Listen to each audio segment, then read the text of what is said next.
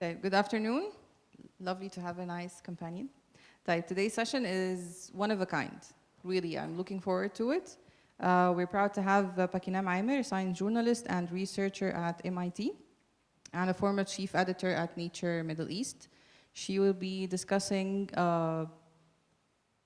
emerging technologies to bridge all of the technologies under one umbrella, so it's going to be emerging technologies. She walked us through some videos and a lot of very, very interesting presentations, and we'll be looking for the Q&A at the end of the session. So if you have any questions for her, please remain to the end of the session, right? The floor is yours. Very, very happy and proud you're with us today. Thank you.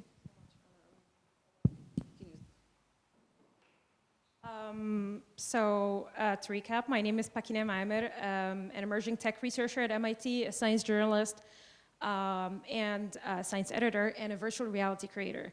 It's actually quite interesting that this is a very small and a very cozy audience, because I'm going into a very personal journey into how I became a VR creator and how I kind of did a deep dive into this world. So I've been a journalist for over 15 years, and the chunk of my career was spent like chasing news and current affairs stories, investigations, and covering stories about politics and for wires and newspapers and magazines before switching to science about 7 years ago. So I arrived at VR and AR through festival experiences like A Fistful of Stars, which actually takes the POV of the Hubble telescope as you explore space, and experiences like Tree, in which you're embodied in a rainforest tree, and you grow from a seed into a full tree, and you live through one life cycle until you're cut down. So very moving experiences, all experiences at the intersection of science storytelling and art and technology. So I was really intrigued as I got into VR and AR about the claim that VR is the ultimate empathy machine. And if you're not familiar where this came from, it came from Chris Milk, who is the CEO of Within. It's a big producer of VR experiences right now, and you could see these experiences if you have like an Oculus Quest or an Oculus Go headset. So he's the first person who sort of coined this term in a TED Talk that he gave about an experience that they rolled out at the time that was called Clouds over Sidra, that takes you inside a refugee camp. And at the time when I saw Clouds over Sidra years later, but when I saw it, it kind of felt more like a 360 video, more than an immersive VR experience. But I'll get into this later and into why that is. So I spent more than 5 years, almost 6 years at Nature as a chief editor of Nature Middle East. I was working with all types of narratives. I was working with tons of storytellers, assigning them, editing them. I ran a podcast, which was the first of its kind in the region. And it was great to kind of communicate with my audience using a new format, which was sound, and they could hear my voice. There was a strong element of production and a level of intimacy that I have not experienced with text. So that was cool. I did social videos. I did Facebook Live. I experimented with a lot of medium. And the whole idea was I was trying to get as close to my audience as possible. So the urge was always there, but it always felt like something was missing, especially when I was introduced to the immersiveness of VR. So as much as I treasured the ability to tell stories in different formats across video or audio, I still felt really frustrated by the idea that it was really hard to kind of bring some concepts home and connect people emotionally and connect the audience emotionally to abstract concepts, especially in physics and biology and natural sciences. So I felt that I was doing a great job that perhaps was the dream of researchers or of journalists who were 10 or 15 years my junior, but there were still things that I couldn't do.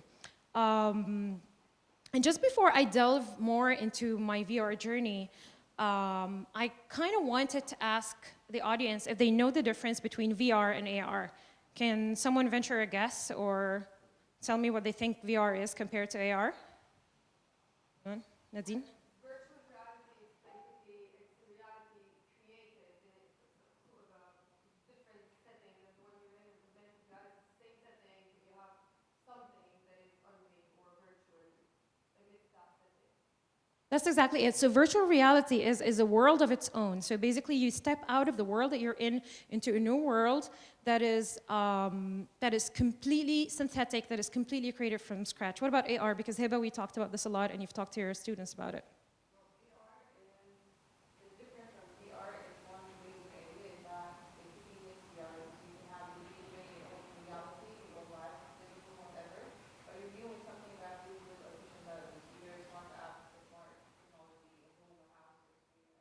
Spot on.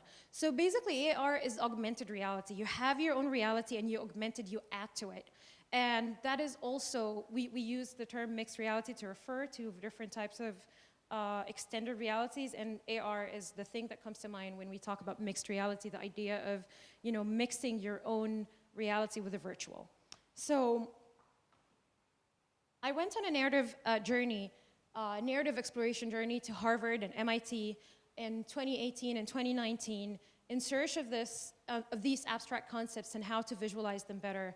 So I've literally slept in XR and VR labs at MIT. I've been living and breathing this stuff for the last couple of years.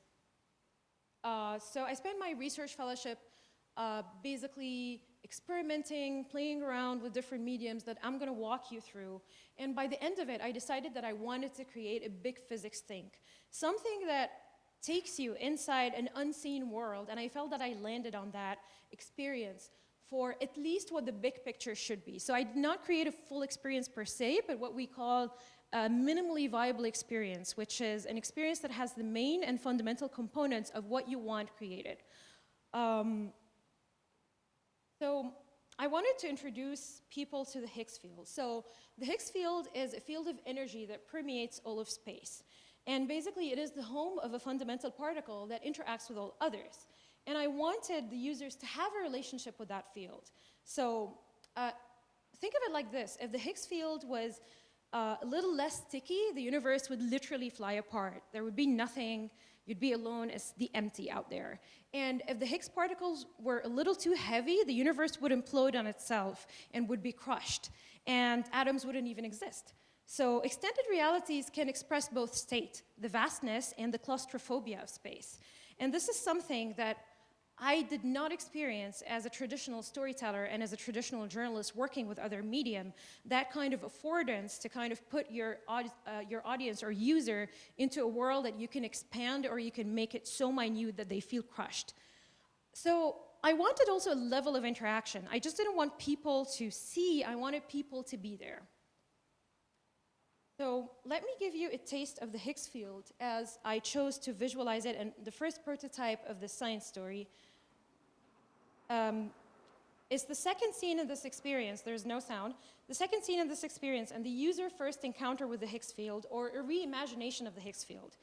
After that, I'm going to tell you how I got there. But you have to put in mind that in the headset, you're swimming through this, it's floating all around you. You could also interact with some of the particles. You could reach out and grab them and see them up close. So I wanted to create an experience in which the invisible, what's usually invisible to the eyes, can be tangible and can be palpable. And a user can dive into this micro world that we only hear about in research and books, and sort of see the building blocks of life as we know it and actually touch that. And I wanted to educate users about the marvels of the atom, the birth of mass, and the elementary particles that make up matter. And of course, the invisible fluid that holds everything together, that matter wouldn't exist without. So the idea was to showcase the fantasy as well in science and not to make it, so accuracy was prioritized, but the sense of play and fantasy and magic was also part of the whole thing. So I wanted people to feel that they stepped out of their reality altogether.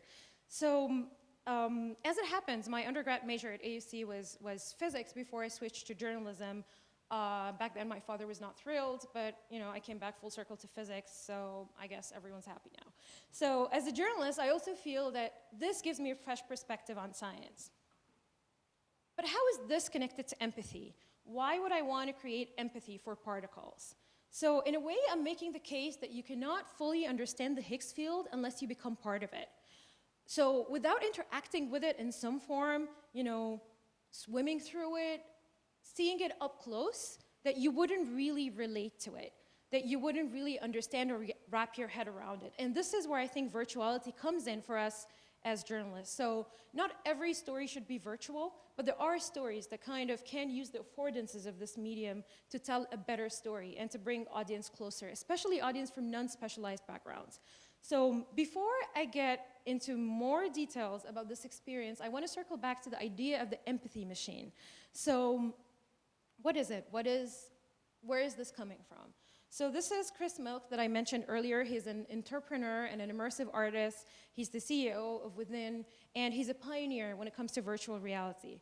So Chris Milk introduced to journalism the idea of living the story by being part of it, by being part of the action and being where the action happens. So whether it's a refugee camp in Turkey or a tsunami in Asia or a rover on Mars, you're there. You're a part of the story. And I think someone joked about it back then by saying instead of watching the war on TV, you could have the war in your living room, which I'm not sure about how the analogy sits, but I don't want any wars in my living room. But he talked about the idea of presence, immersion, and engagement, or the holding power of VR, which for years have defined what VR is about and what it wants and what it aspires to be. So in journalism school, we used to learn that one of the factors that makes a story interesting for an audience is physical proximity, the fact that it's closer to them, and that creates a connection with the audience. And VR tries to do that by promising us a story that will not just be in our proximity, but a story that will happen to us. So in a way, I mean, this should make sense. This is, by the way, from Clouds Over Sidra, a 2015 VR experience taking place in the Zaatari camp in Jordan, which houses over 80,000 Syrian refugees. So has anybody seen this, Clouds Over Sidra? No? No one? So it's almost, it feels like a 360 video, but it's more immersive because you can walk around. It's a 6 degrees of freedom experience, which is something in VR. It means that you have the freedom to move in every direction and to look in every direction, as opposed to 3 degrees of freedom where you have only like in 180-degree range where you could look through, and if you move, the experience moves with you. So you cannot move through it, you move with it. So 6 degrees of freedom means you have freedom of movement. So you get to walk around and without guides or people to tell you where to look or who to speak to. And of course, it's a heavily produced piece of work, and there are people who come up to you from the refugees who speak to you. It's not AI, so it's not exactly interactive, so you only kind of listen to what they say. And there is certainly proximity as part of the experience because you're there. So it's the idea that you're also suspending disbelief and you're pretending that this is not heavily produced. You're also pretending that it's not, that boundaries don't exist, that you could go anywhere you want. And to use VR jargon, you're pretending that this is not mediated. So this is an example of VR where you could use an interface to bring people to space. So Clouds Over Sidra is not a trauma safari in the sense that it does not contain any graphic violence. It does not have any brutal depictions of suffering. So it's not graphic, but for me it was still off. And it raised a lot of question about the bigger picture and context. I mean, it does make me wonder, does that change your perspective of the whole conflict, for instance, if you're just there? If I put you in the middle of a conflict, I mean, will that change anything about how you feel about it once you get out of the headset? And what about traces of mediation that we talked about? Do we want to erase all traces of mediation, make people feel like they have the utmost freedom and agency to move within this space? So I wanted to figure out if we can bring people closer to something, literally, but make sure that it actually affects how they look at the world around them once they leave the experience and once they step out of this temporary world. So basically, it's the idea, chasing the idea of proximity with meaning. So to realize that, I kind of had to work on my own storytelling techniques. I needed to relearn a lot when it comes to telling stories in different mediums, and I needed to learn two things that were very intimately connected in this world, which is both new and foreign to me as a journalist, which is virtuality and game design.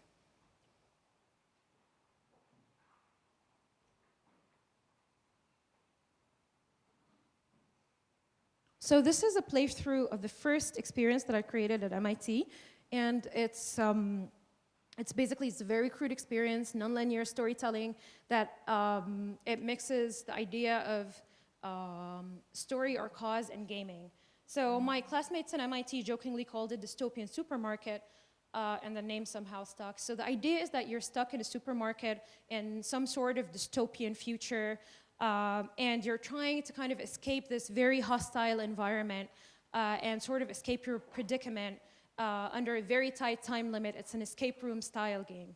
And basically, the experience has no narrative whatsoever. It was more game than story. It was actually all game and no story. And I wanted to start from there, the other extreme from where I was as a storyteller, the opposite of where I'm comfortable at.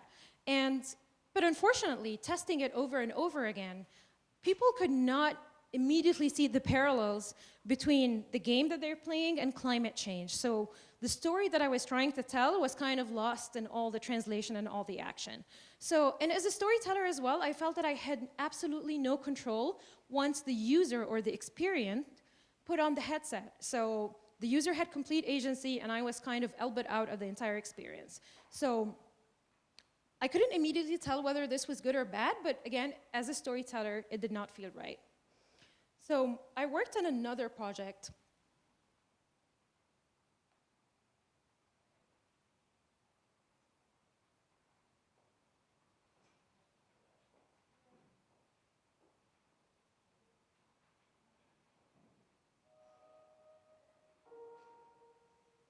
So this is a project where I was trying to see how we connect more deeply to objects.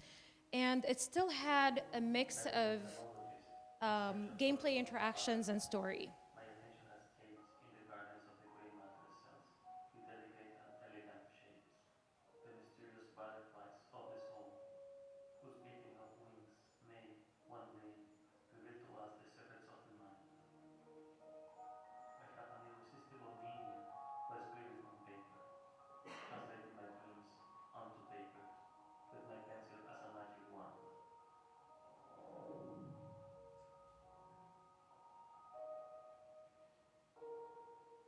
The cerebral cortex is similar to a garden filled with innumerable trees.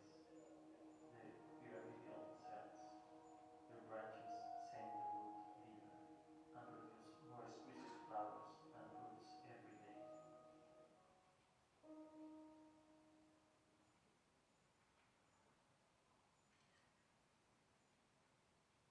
Sorry about the quality of the video, but it doesn't fare well with the lights.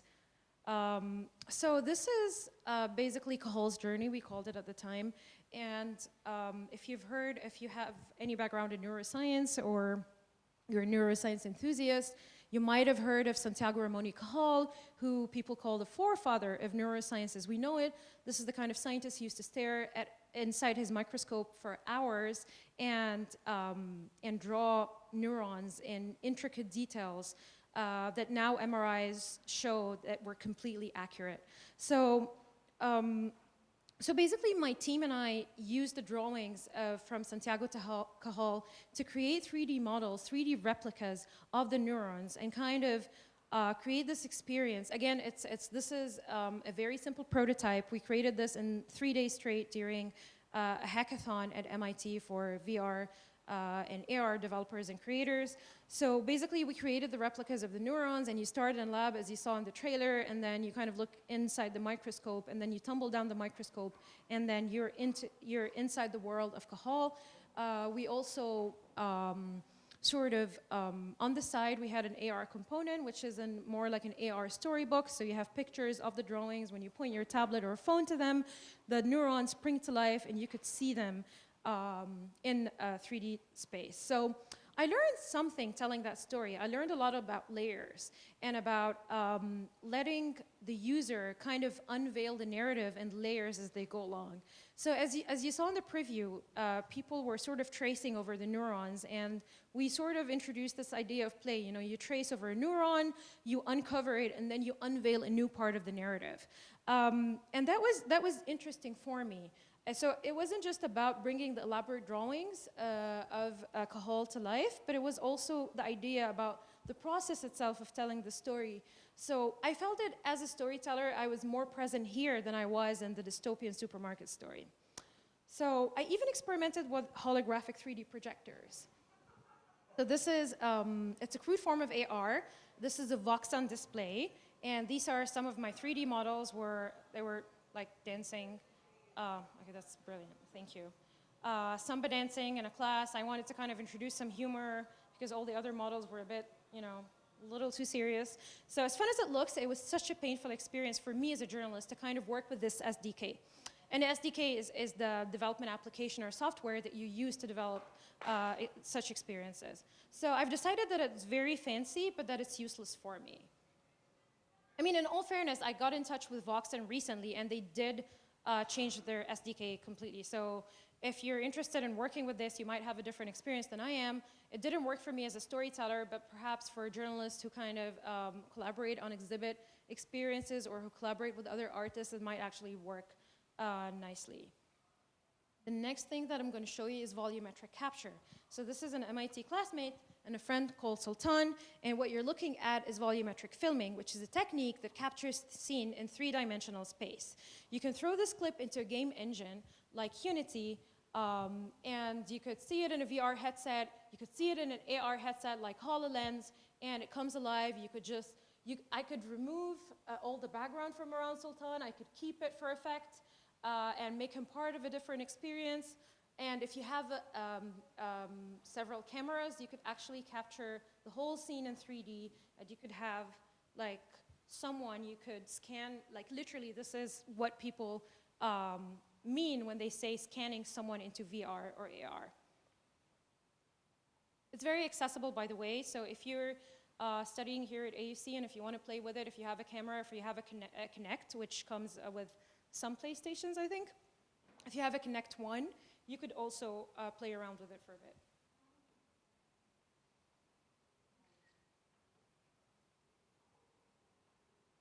So finally, the Higgs field project, or what I called it at the time, the origins of mass. So I went through all these tools, but what really worked for me was an experience that combined game-like interactions with story. And it also coupled that with an AR tool that people can use to see elements of the experience using their phones or tablets. So for instance, we had an AR tool where you could actually see the protons, in real life as a sort of augmented reality. And during the Q&A session, I can show you an example of that. It's heavily mediated, but there is a level of freedom in the sense that the user has agency in over where they look and which way they kind of swim through the experience. I use the AR to create conversations and discussions around the final experience and basically, open, because once the user is in VR, you cannot really have conversations with them, you cannot engage them, but once they're out, you kind of have to maintain their attention, and I kind of use the AR component to keep them with me so that we can still talk about, what they learned about the Higgs, about the science itself, and what they came out with the experience. So this falls more under science communication as a standalone, but as a companion to a feature about the Higgs boson, especially if you're working with media outlets like The Guardian or New York Times, NYT, which they have their own VR and 360 applications, you could actually pitch something like that as part of a bigger story, and then it becomes part of a bigger journalism narrative. So I'm gonna sort of show you. And put in mind you're swimming through it, you could just Legitimate excitement control where you look after as well. It's announcing all that around two you. large teams, and the Large Hadron Collider at CERN, had finally found real evidence for the Higgs boson. They announced it July 4th, 2012. That was capping more than half a century of concerted effort just to find that one particle, that one form of matter. We wanted answers to larger questions too, like why objects have mass. Many experts had coalesced around the idea that there might be this additional kind of particle, the fundamental particle that was later named in honor of Peter Higgs. Fundamental particles are governed by mathematical symmetries. They have ranges, bandwidth, patterns, like music. In trying to create resonance between these symmetries and the interactions that physicists mapped out for the particles, a revolutionary idea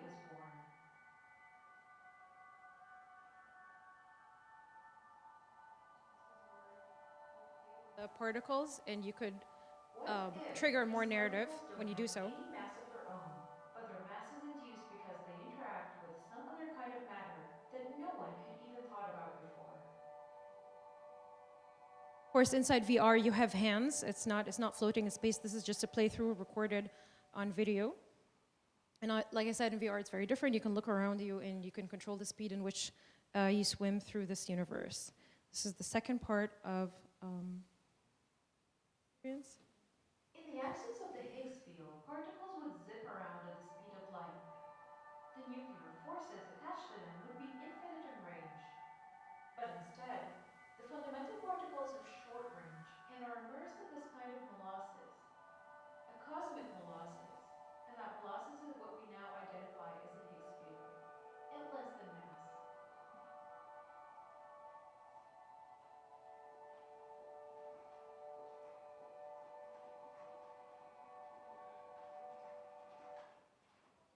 So the last level of this experience, I created a sandbox.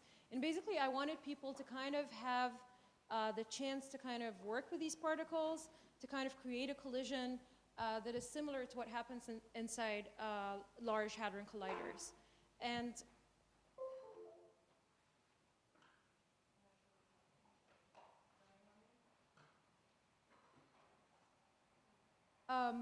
and so I wanted people to kind of see how it happens by interacting in a game-like manner. So I incorporated levels in this sequence where you have to do certain actions in sequence in order to create a collision of particles, and there is also narrative to explain to you what you're doing and how these collisions happen and why, and the idea that you need a certain speed. And I think it will be clearer if I play the video.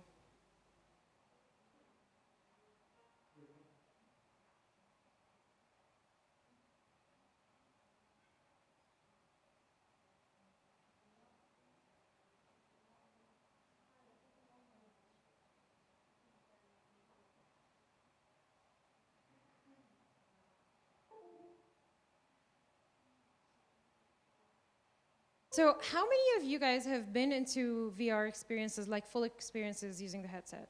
So would someone like to venture how they felt as journalists, like going through the experience, whether they felt it was too much, it was overwhelming, or whether it was, something that they're not interested in, that they would do as a sort of a, just to have some fun from time to time, but not really rely on? Ashraf, maybe? You want to go first? I have seen a project that was sponsored by the Academy of Scientific Research. They were in the archaeology area, and they were doing this 3D movie where you're entering like a monument, and you're experimenting, and you're trying to get the data. And another one that was by a pharma company. They were trying to disseminate knowledge about the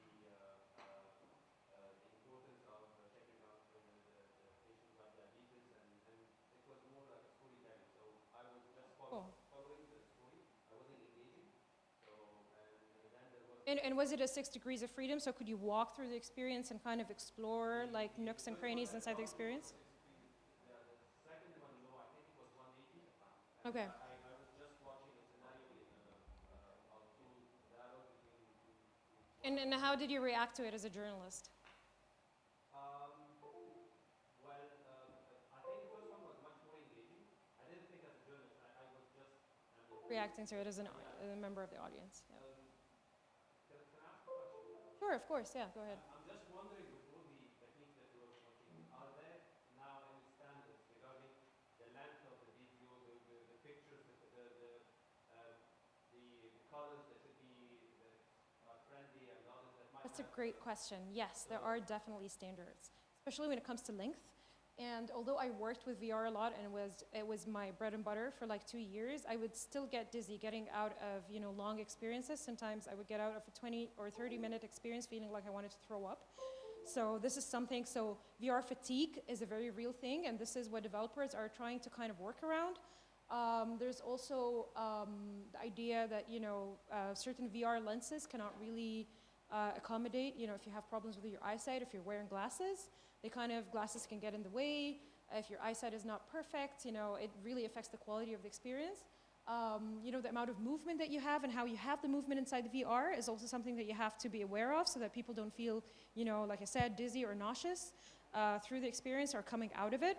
But you still have to take breaks, like frequent breaks while you're working in VR. So you can't have like a sort of a documentary VR experience going on for 2 hours inside a VR headset. That's not a thing. That at the current technology, and with the current affordances of the technology, we cannot have that. So yes, we do have a lot of limitations on how we can move through that space. And of course, the more immersive the space is, the more expensive it is to make the experience and to create it from scratch. And it really depends whether you want like a low poly experience or a very highly hyper-realistic experience that also, for journalists, as a journalist, I always think of budgets. I always think of, whether or not this will be accepted if I pitch it to an organization or even to an educational institution, which arguably they have more budget and they do have more space to play than newsrooms who are, strapped for cash like all the time, basically. And so, yes, there are a lot of limitations on what you can do and how you move through the space. Sorry, sure. Is that an age limitation? And the second one was what was the feedback of the ones who experimented with the So with the first one, like I said, with the dystopian supermarket, it was kind of fun. So people were kind of racing against time to get out of the room and again to kind of combat this hostile environment that I put them in. I designed it in a way so that people get killed on the first and second tries, so they actually have to die to kind of bring the point home. But unfortunately, coming out of it, a lot of people were not really making the connection between this and climate change. It was really kind of felt disconnected. And and it's like, so are you saying that, if I use bug spray, then, they're all gonna die? Like, they're not really getting it. And mind you, these were like Harvard and MIT students. So I was thinking if they don't get it, then it definitely is my problem. And it is like a shortcoming on my end on how I'm kind of putting the story together. But again, I wanted to get out of my comfort zone. I wanted to create something that was all play, that was very different. I kind of wanted to shock my mind into thinking differently about story and about how to construct a story and move in a linear fashion through a story. So I think this might be working now. We'll definitely come back later to kind of hear from other people about their own experiences. So like I said, this is the sandbox where people experience, particles colliding and making the collisions happen. So this is a playthrough that is recorded from VR. So you do have these are the hands that I was talking to you about. If you could basically chip off a piece of that field, excite individual particles on one tip of that field, you'd get the Higgs boson. Most of the time, the fields are quiescent. They're in a kind of vacuum, minimum energy state. But if you're really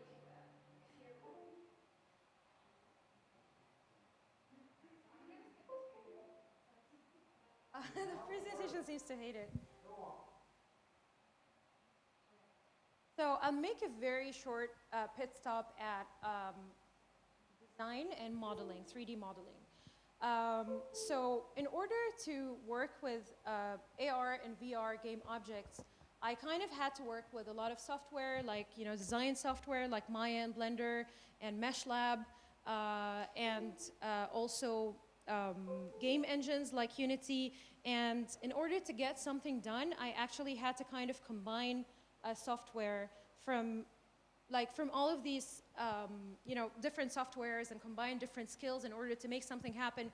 Even download plugins and use Photoshop and After Effects on the side to get something to work nicely as I wanted inside VR or AR. So it was really frustrating and unintuitive to me as a journalist to kind of work with objects at the beginning. And in one wrong turn, you can crash your entire experience or even your laptop. So when it works, it does work beautifully, and you feel like there's nothing there are a few things that are as rewarding as getting like your model in VR and seeing it in 3D and seeing it around you and seeing it work. But it can get really frustrating for a journalist, and this is something that I guess we'll have to make ourselves comfortable with. So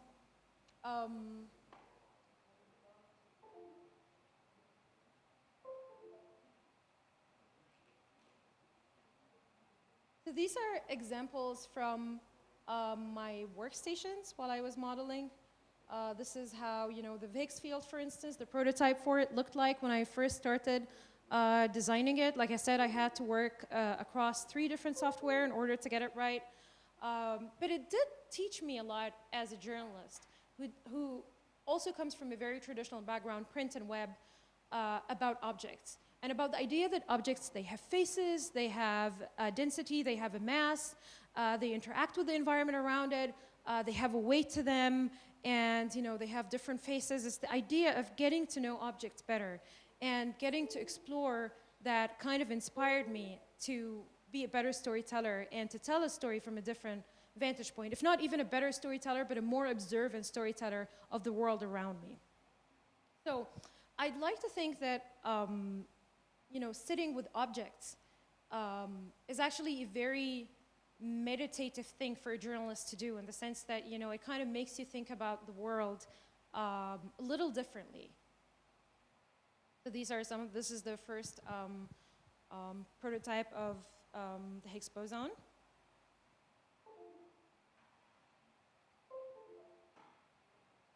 Maybe there's a USB drive that's.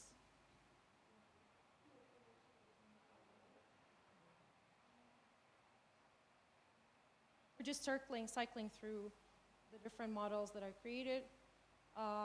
This is something that we inspired to do, but it didn't actually sort of pan out because it needed a lot of resources and it needed a lot of collaboration with artists to make it happen. But this is ideally how we want kind of the Higgs field to appear, to kind of like this explosive, all-encompassing field that that you could flow through and you could explore. So one thing about audiences inside VR, so as journalists, we're kind of used to readers respecting our medium, whether it's online and whether it's a newspaper. You don't really expect people to kind of, buy a newspaper and the first thing that they do is that they rip it apart. But in VR, that's what a lot of people do. They get inside the experience and to test the physics and to test the limit of the space around them. They start wrecking things. They start throwing things around.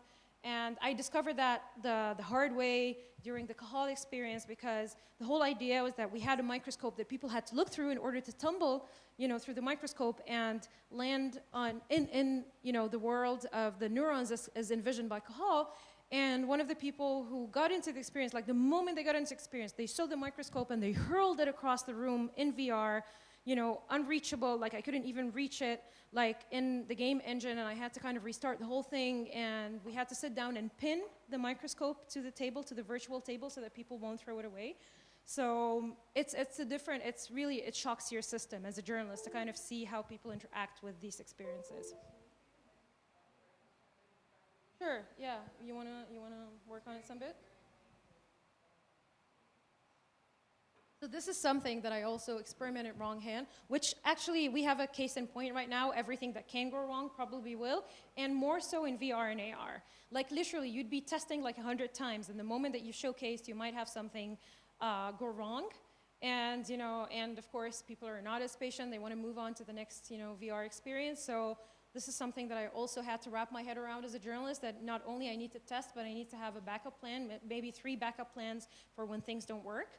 And so it kind of, like I said, it really does shift your perspective as a storyteller to kind of propel yourself into a new world. So, Dr. Nay. Oh, sure, yeah, we can take questions.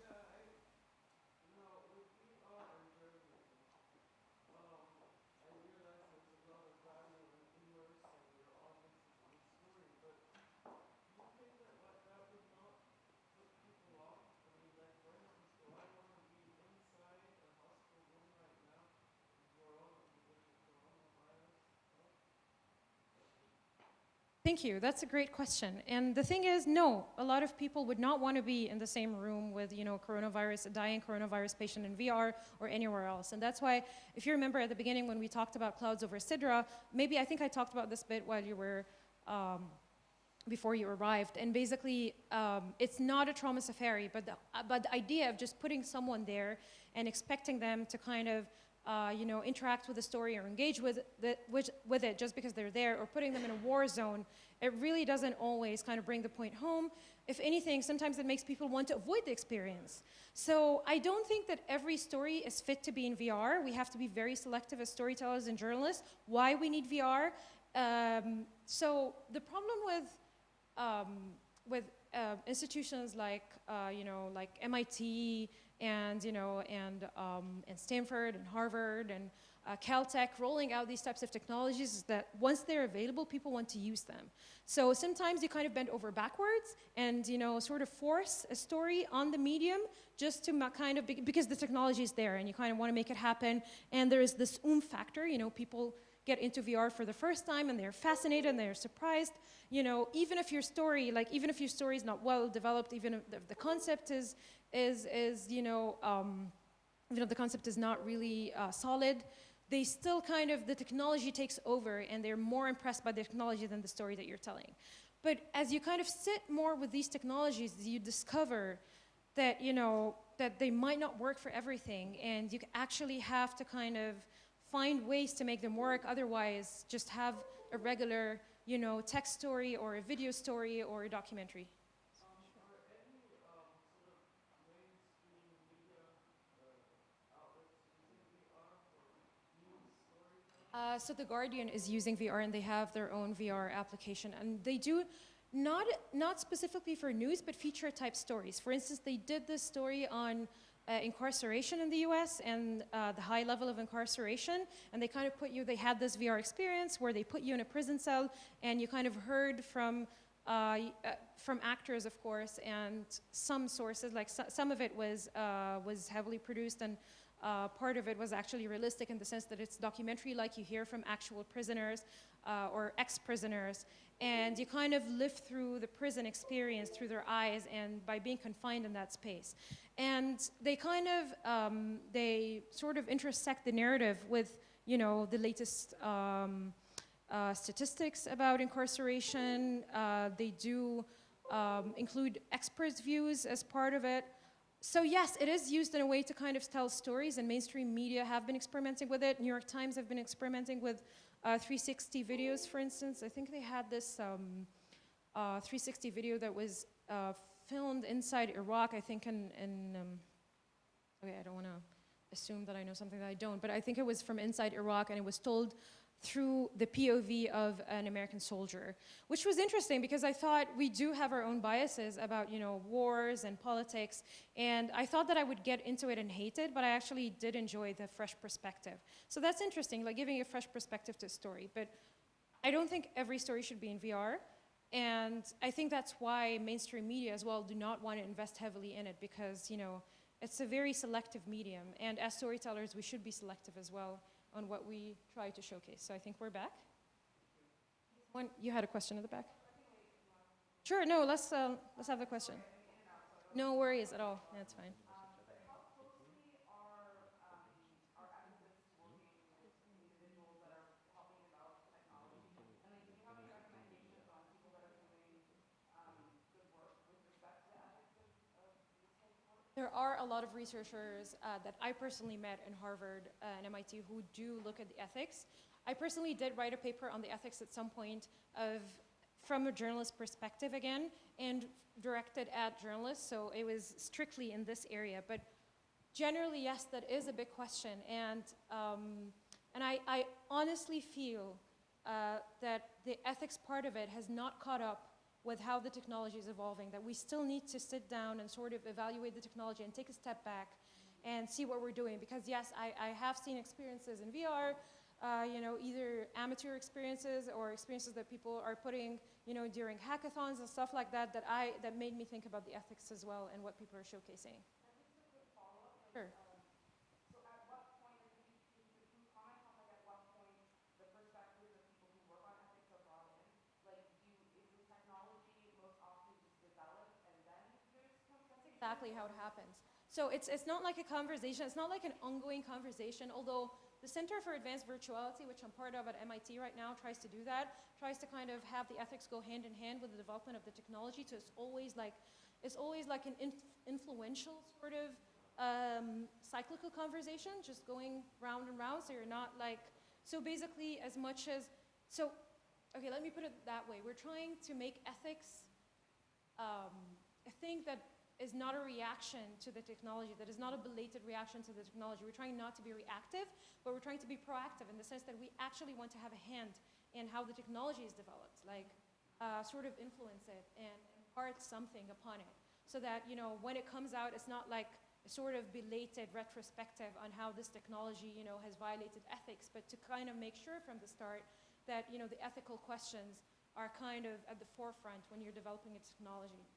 Just very quickly, can you elaborate a bit on what are the ethical implications of VR and journalism? Because, you know, I understand the connotations of ethics and science, but then in the particular case of VR and journalism, I struggle to figure out what is the issue. Sure. That I mean, comes on the far idea of which comes first, because coming up with this technology in the beginning, I'm not sure one would think what the ethical issues might be on this. so VR spaces exist, and not only for storytelling, they also exist as social platforms. Like, you know, there Facebook, there is Altspace where you could, you know, interact with people. For instance, this is just one example of the ethics of it, where you can interact with people, where, you know, you're embodied somehow using an avatar that either is a humanoid avatar that looks like a human, or an avatar that looks like a robot. Whatever it is, you're embodied in some form. Sometimes you're even embodied only using hands. You know, like you're seeing only hands and feet, and the rest of it is like, the rest of you is just floating in space. So you have these VR spaces, but you don't have protocols, and you don't have, you know, a sort of a way to kind of navigate these spaces because they're new. You could do stuff in these spaces that you cannot do in real life. Like, for instance, I attended meetings in VR where people were just flying around and being really distracted because they were testing the physics of the space, and they could actually fly around using their avatars. So I would literally, it's just, I was put in situations where I felt, and it was really serious meetings with, you know, developers and people who are working on the medium, but also people who have never been in a VR space and that kind of setting, and they suddenly don't know how to behave. It's almost like they lost, you know, they've put behind all the social norms that they're used to, and they're kind of experimenting, people getting up close to you, which they wouldn't do in real life. A person sitting next to me that had the head of a cat instead of a head of a person. I love cats, but this was a bit much. So, I mean, what is the ethics of that? I mean, is it okay for someone, if I'm not embodied in that space in a physical form, is it okay for someone to come up to me and, you know, and grope me, for instance? It's not. I mean, and there has been cases, okay, this is a fringe case, but it was actually something that we studied in a VR class about a case of rape in virtual space. And I can forward you the paper. I'm going to put my email at the end, and please do remind me to forward it to you, because it took me a while myself to wrap my head around it, and I claim to be open-minded. And I'm like, but how like, it really doesn't, it's too much for us to bear, because again, this sense of disembodiment kind of creates a lot of questions. What does that mean, to be there but not be there? So this is one thing. Dr. Naila talked about the ethics of having a person there. That she touched upon it with the idea of, is it okay to just put a person there because you can? Is it okay to put you inside the, you know, a cell and pretend you're in an ISIS camp, you're held as a hostage, and, you know, have people execute other people around you? Is that ethical? Is that okay just because you can? And just because it doesn't exist and it hurts no one, it hurts no one. So, I mean, there are a lot of questions around that, and about also how you use the experience to kind of bring stories across. I mean, who is supposed to use it and for what end, and what are the limits as well? And actually, speaking of ethics, I'm going to go next. I think briefly, I'm not sure how much time we have, but I'm going to touch next on another project that I did as an MIT researcher. This is the first project that I did with the Center for Advanced Virtuality. And basically, it goes into AI and deepfakes.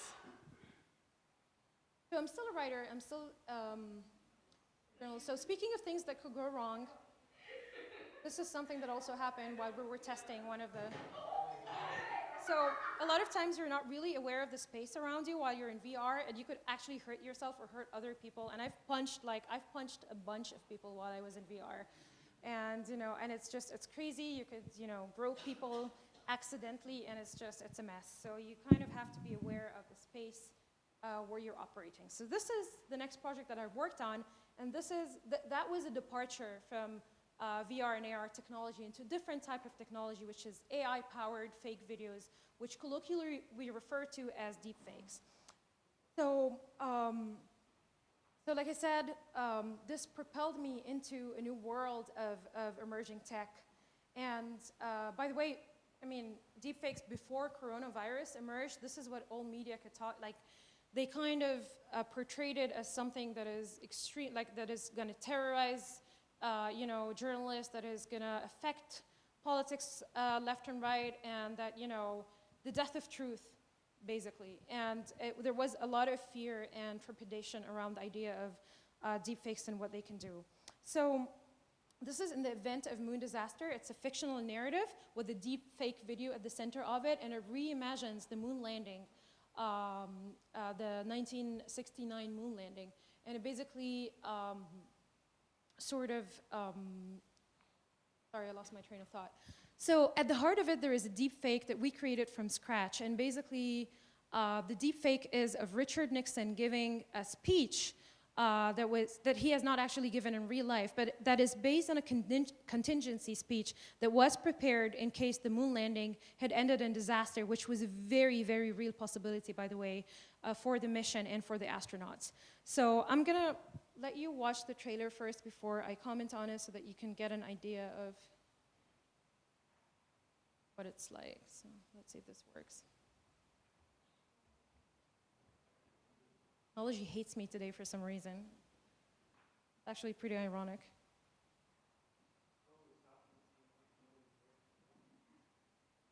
Let's see if the deepfake at least will play.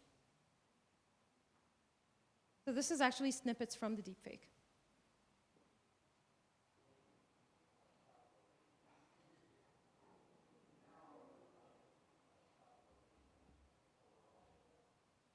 Good evening, my fellow Americans. Tapes has ordained that the men who went to the moon to explore in peace will stay on the moon to rest in peace.